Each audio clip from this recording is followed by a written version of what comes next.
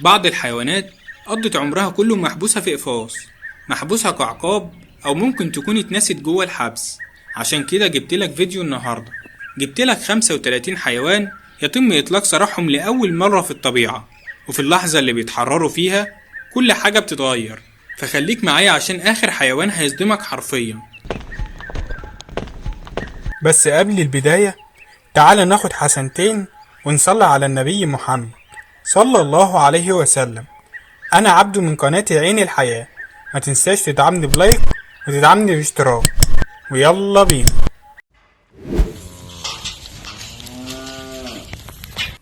إفراج يا رجالة، الحيوانات مش مصدقة نفسها. أول لما الباب فتح طيران على بره،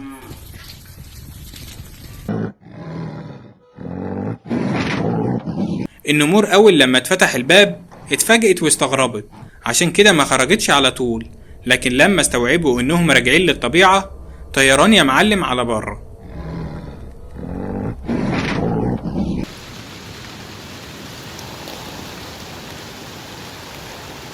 أفواج من الحمام يتم إطلاق سراحهم في الطبيعة لأول مرة. إيه شعورك وإنت شايف المنظر ده؟ قولي في التعليقات.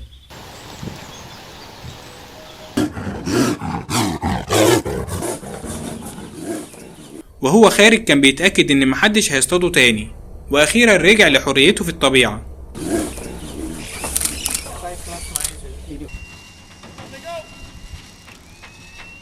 افتح يا باشا الباب، عاوزين نخرج. الدببة ما مفكرتش لحظة في إنها تجري لبره، عاوزين نرجع للطبيعة بتاعتنا.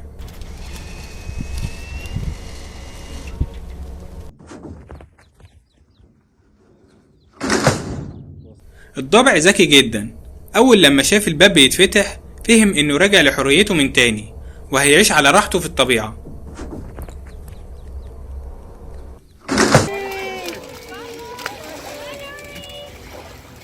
أسد البحر مش مصدق نفسه، يا ترى أنا بحلم ولا ده بجد؟ أخيرا رجعت للطبيعة من تاني.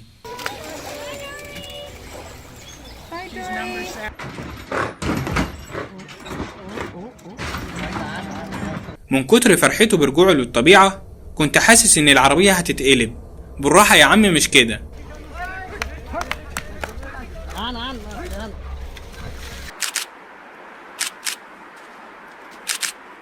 حيوان الوشق فضل مستغرب كتير قوي، وحاسس ان في حاجة غريبة بتحصل، لكن بعد شوية فهم انه رجع لحياته الطبيعية تاني.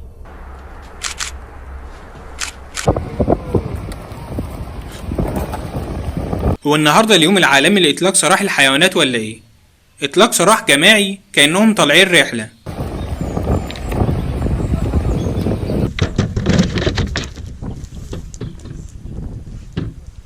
بصراحة الحيوان ده أنا معرفوش، لو أنت تعرفه ما تنساش تقولي في التعليقات.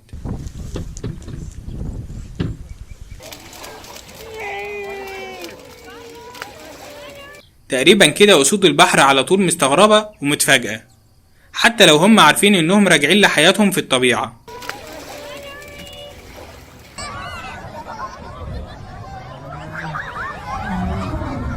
البقر من كتر فرحتهم بيرقصوا ويلعبوا، فكروني بآخر يوم ليا في الجيش.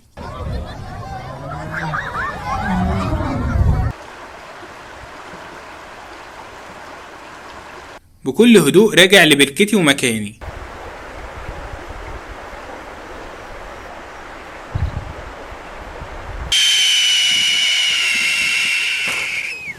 إطلاق سراح أضخم نسر في العالم، واقف وكله شموخ، كأنه بيقول لهم صوروني عشان مش هتعرفوا من تاني تمسكوني.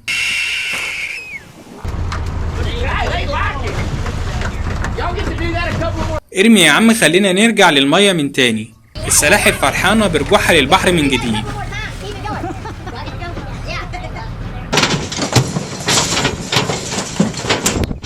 الأحصنة من الحيوانات اللي لو سبتها دقيقة هتسيبك وتجري، ما بالك بقى لو أطلقت سراحها في الطبيعة.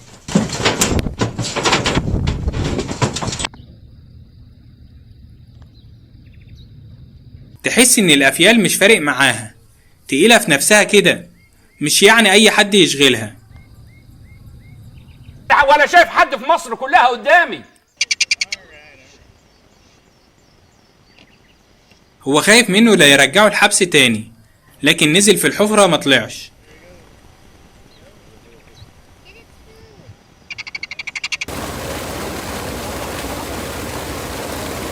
عمرك شفت كمية السمك الصغيرة دي؟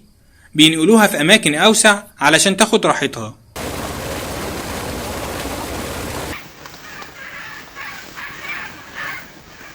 مجموعة من العصافير كانت محبوسة، لكن الناس دي فكوا أسرهم وفتحوا ليهم ورجعوا للطبيعة.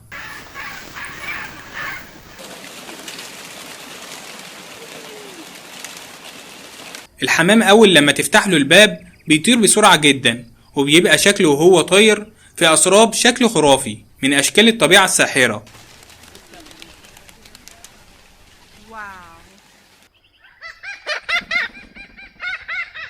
سابوا البغبغان عشان يرجع للطبيعة، فانطلق بسرعة أول لما أحس إنه أخد حريته.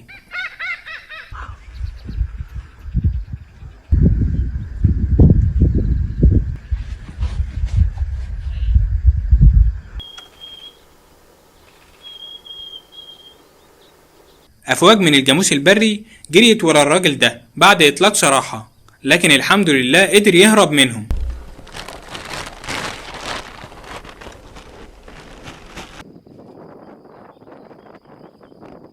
سرعة رهيبة جدا أول لما قالوا له إنه حر.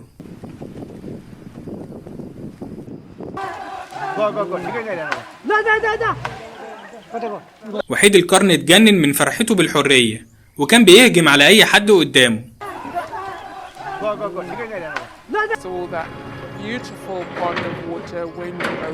الناس دي خدت مجموعة من سيد قشطة عشان ترجعهم للطبيعة، وأول لما وصلوا عند المية فتحوا لهم الباب. عايز أقولك إن من كتر الرعب طلعوا يجروا على الحاويات.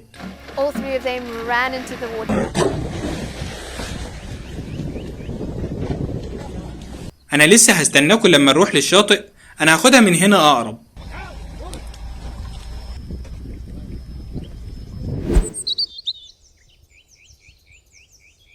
في الحقيقة الفيديو خلص، لكن السلسلة دي لسه ليها فيديوهات كتير، عشان كده اشترك في القناة وفعل زر الجرس عشان يوصلك كل جديد، واستنى فيديوهات كتير هتعجبك.